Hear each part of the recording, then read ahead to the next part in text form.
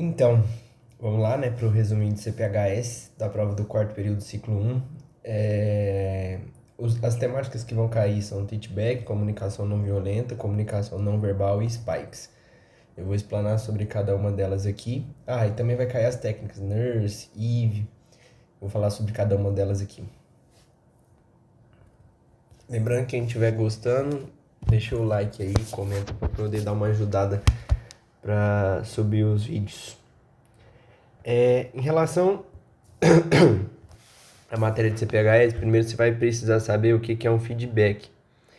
O feedback, ele tem 3 tipos, que é o que a gente estuda, sempre cai na prova, que é o feedback de sim ou não, que é quando você pergunta pro paciente, você entendeu? É uma pergunta direta, ele vai responder só com sim ou não. Tipo, você entendeu o seu diagnóstico, você entendeu o que eu quis te explicar sobre o seu projeto, algo do tipo assim. A resposta do paciente sempre vai ser sim ou não.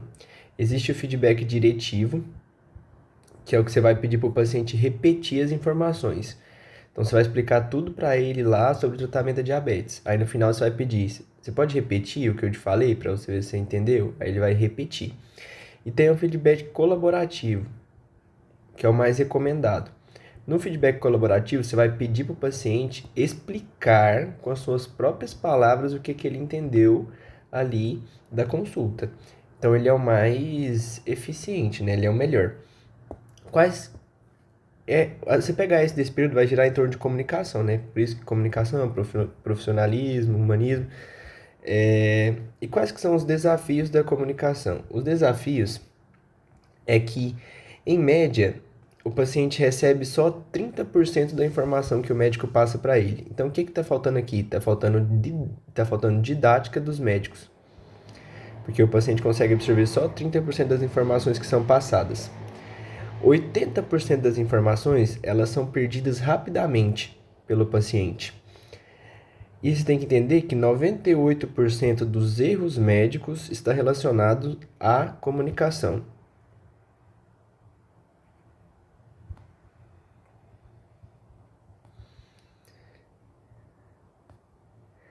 Aí aqui a gente já vai entrar nas temáticas. A primeira temática que a gente estuda é o teachback, que seria basicamente ensinar de volta.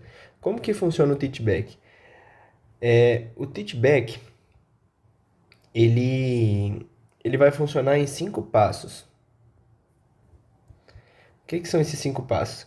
O primeiro passo, você vai introduzir o assunto, né? O primeiro passo, você vai usar termos simples para explicar o assunto para o paciente. O segundo passo, você vai checar o entendimento do paciente. Como que você vai checar o entendimento do paciente? Usando o feedback colaborativo, ou seja, pedindo para ele explicar com as palavras dele o que ele entendeu.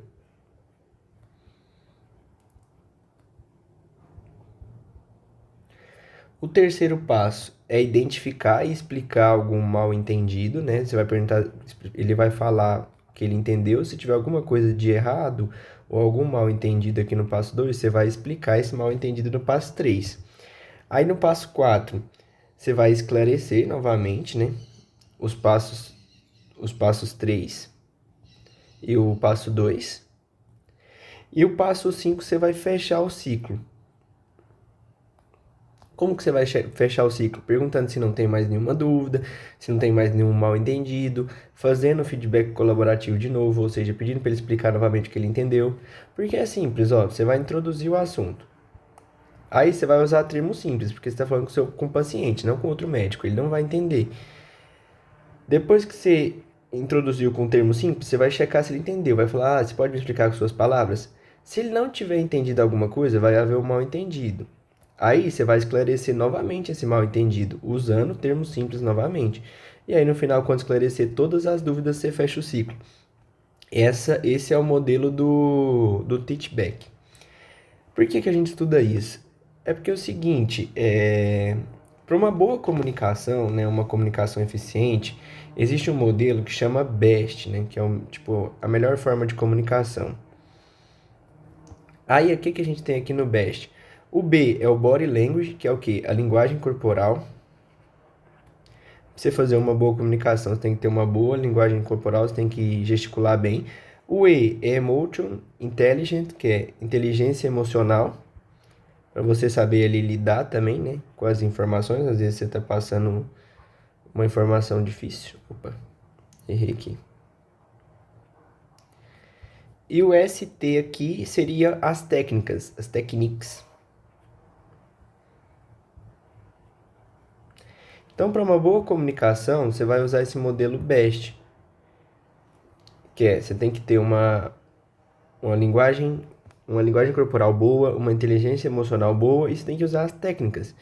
Aqui que tá a parada. Quais que são as técnicas que a gente estuda? A gente estuda o teach back e a gente estuda a ask, tell, ask.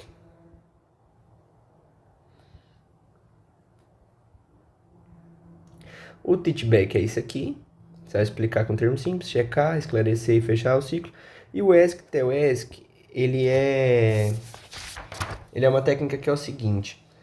Como o próprio nome já diz, você vai perguntar, fornecer, né, informação e perguntar normalmente. As duas perguntas do Ask Tell Ask são perguntas abertas. Aqui você vai verificar o entendimento do paciente, né? No primeiro Ask, você vai perguntar assim: o que você já sabe sobre diabetes? Aí ele vai contar. Aí, no Tell, você vai esclarecer as informações claras, por exemplo, se às vezes ele tem um entendimento errado sobre diabetes, você vai falar para ele, não, diabetes é assim, assim, assim, assim, com termos simples. E no último Ask, você vai perguntar novamente se ele compreendeu, para que ele faça, por exemplo, um feedback colaborativo. E aí, assim, você vai fechar um ciclo ali de uma boa comunicação. Aqui, você tem que saber que é importante seguir alguns princípios da comunicação. Que princípios são esses? São coisas básicas. Por exemplo, você tem que ser claro nas suas informações para passar para o paciente. Você tem que checar o entendimento do paciente. Você tem que usar uma linguagem simples e segura, porque afinal de contas você está falando com o paciente, não é com outros médicos. Você tem que descobrir como o paciente gosta de aprender. Você criar ali uma boa relação. A linguagem simples, gente, é aqui, ó, tipo, é aquela questão de você trocar termos. Tipo assim, em vez de você usar a palavra crônico, você vai usar a palavra constante. Em vez de você usar, sei lá, a palavra deambular, você vai usar a palavra caminhar. Por quê? Porque o paciente ele não precisa saber dos jargões médicos. Então você tem que falar com ele de uma linguagem simples para que ele possa compreender. E a linguagem simples ela vai aproximar você do seu paciente. Ele vai confiar mais em você, porque se você falar deambular, ele não vai nem entender. Às vezes ele não vai te perguntar, porque ele vai ficar com vergonha ou algo do tipo. Tudo bem. Essas duas técnicas, que é teach back e ask tell ask, tem que saber. Agora a gente pula para uma outra temática, que é a CNV. A CNV é a comunicação não violenta. O que é essa comunicação não violenta? É uma forma de comunicação que ela é baseada na compaixão.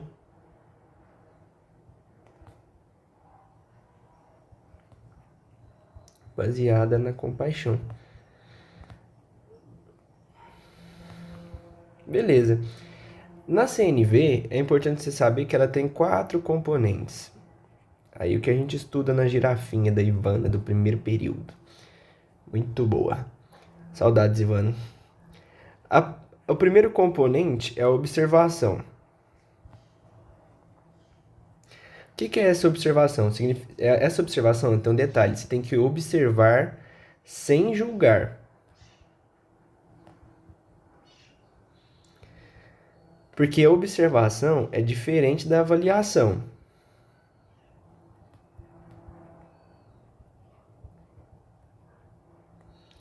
Quando você observa, é um fato puro. É algo que você não está criticando. É algo incontestável. Quando você avalia, aí já entra uma inferência subjetiva.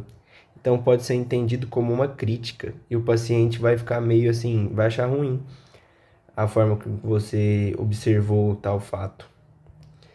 Que aqui a avaliação ela pode conter preconceitos, ela pode conter rótulos.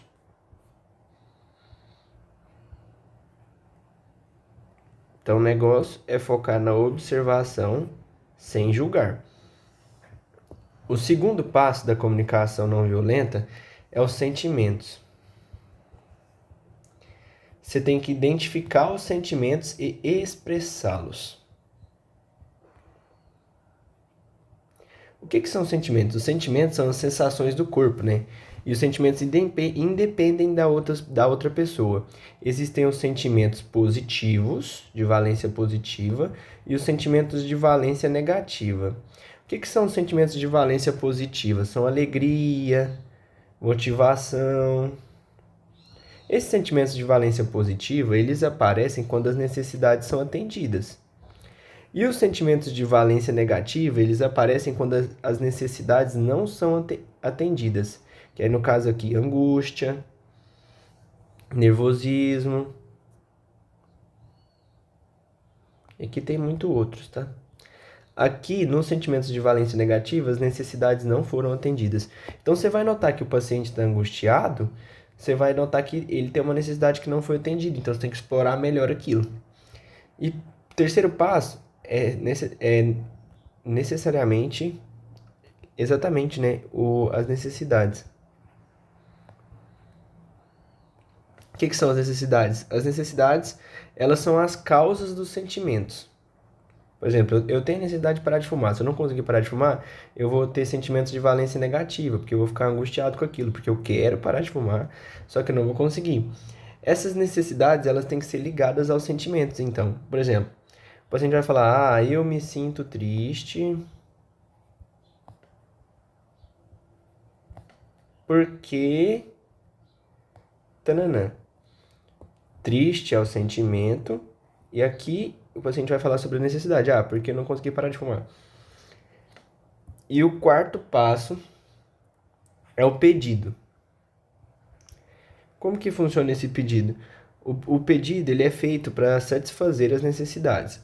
Por exemplo, o pedido ele vai te deixar livre para adotar ou não, para atender ou não. O pedido, você pedir alguma coisa é diferente de você exigir. Por exemplo, sei lá, você vai pedir para o paciente, falar, seu João, a gente pode tentar introduzir o adesivo de nicotina para o senhor parar de fumar? Ele está livre para atender ou não. Se ele não quiser, ele não vai atender, né? É diferente da exigência, que seria obrigar ele a usar o adesivo de nicotina. Então, beleza. Aqui, aí acaba, né, comunicação não violenta, que é esses 4 passos: observação, sentimento, necessidade e pedido. E agora eu vou falar sobre a escuta qualificada. O que é ser escuta qualificada? A escuta qualificada é o método certo, né, de se escutar o paciente. Como que funciona isso? Primeiro você deve ouvir e depois você vai parafraseando o que o paciente está falando. Isso vai fazer com que o paciente ele vai sentir uma conexão maior com o médico. Além do fato que o médico tem que ser empático. Então, primeiro você vai sempre ouvir e aí depois você vai parafraseando.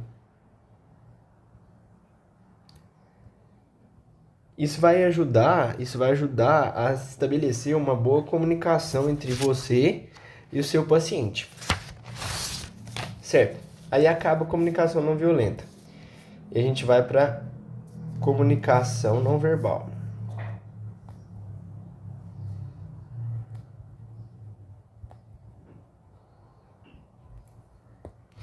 A comunicação não verbal, ela tem 3 suportes: o corpo, objetos associados ao corpo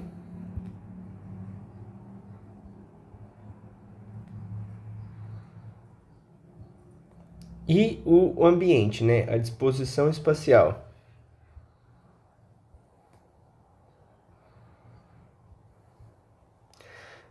E existem diversos sinais não verbais. Quais que são os sinais não verbais? A gente tem a paralinguagem. O que é a paralinguagem? A paralinguagem é o ritmo da voz do paciente, se o paciente está suspirando, a intensidade que o paciente está falando, tudo isso tem que ser observado. Existe a cinésica. O que é a cinésica? são os movimentos do corpo. Ah, tá mexendo muito a mão, tá movimentando a cabeça, às vezes franze a testa, você tem que observar a cinésica também. Porque esses sinais não verbais, eles vão te dar pistas de que como o paciente está, se ele está gostando da consulta, se ele não está, se ele está angustiado ou não. Aqui também existe a prosêmica. A prosêmica é o uso do espaço. Por exemplo, o paciente está se afastando de você, ou o médico chegar e sentar no mesmo nível que o paciente para estabelecer uma melhor comunicação. A prosêmica é o uso do espaço, do ambiente. Aí, aqui também temos uma coisa que chama tassésica. A tassésica é tudo aquilo de comunicação tátil. É tipo assim, um aperto de mão, um toque, quando ele vai lá e te encosta, ou você encosta nele ali no momento difícil para acalmá-lo. Esses são os tipos de sinais não verbais que tem que ser observado. Além, é claro, de características físicas, né? A dor nos vestimentas, a disposição do ambiente, que é se arrumar o ambiente antes da consulta, deixar tudo organizadinho, isso também é muito importante e vale a pena. Quais que seriam as funções da comunicação não verbal? A principal função é expressar sentimentos.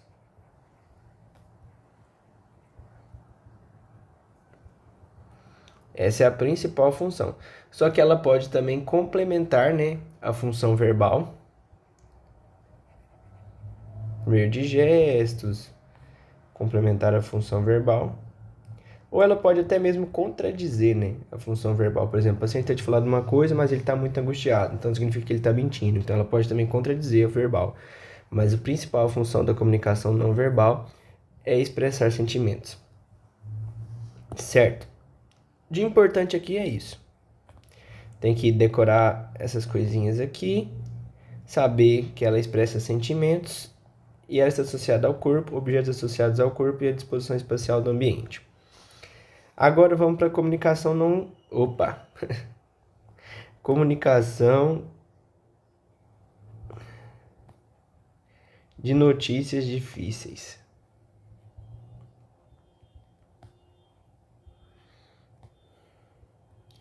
O que é uma notícia difícil? Uma notícia difícil é toda informação que vai alterar a visão de futuro do paciente.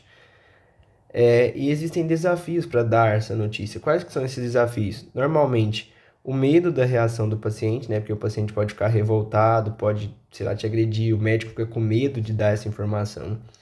O medo de não saber todas as respostas, o paciente ali, o acompanhante do paciente, por exemplo, ou o próprio paciente vai te fazer perguntas, você tem que estar seguro para respondê-las. Aí o medo vai te atrapalhar ali a te garantir essa segurança. E o medo de ser culpado pelo diagnóstico do paciente. Por exemplo, ele vai falar, não, ele desenvolveu isso porque você não tratou ele direito e tal. Então, assim, existe insegurança por parte do médico na hora de dar essa notícia difícil, porque é realmente difícil passar uma informação ali para o paciente que vai alterar a visão do futuro dele. Então, assim, realmente não é algo fácil de se fazer. E quando você vai dar essas notícias difíceis, você tem que evitar mecanismos de defesa. Como, por exemplo, a boa e velha segurança precoce. O que é essa segurança precoce? É quando você dá lá a notícia difícil para o paciente, e aí você vai falar para ele assim, ah, vai dar tudo certo. Não tem como você falar que vai dar tudo certo. Por mais que você queira, não tem como você falar. Você está garantindo uma coisa que você não pode garantir. Aí às vezes ele vai para casa, piora e morre. Aí tipo assim, os parentes deles vão te procurar e falar, ué, mas você disse que deu tudo certo, que ia dar tudo certo. Você não pode dar falsas esperanças. E também é bom evitar eufemismo. Vou anotar aqui, ó. Não dar falsas esperanças. Tem que ser bem seguro aqui para fazer isso, tá? Tem que ser bem direto, bem seguro. Para isso, foi criado um protocolo para ajudar, né, os médicos ali na transmissão da comunicação difícil, que é o SPIKES. Esse é importante pra caramba. Como funciona o protocolo SPIKES? As letras aqui, elas estão em inglês, tá? É knowledge,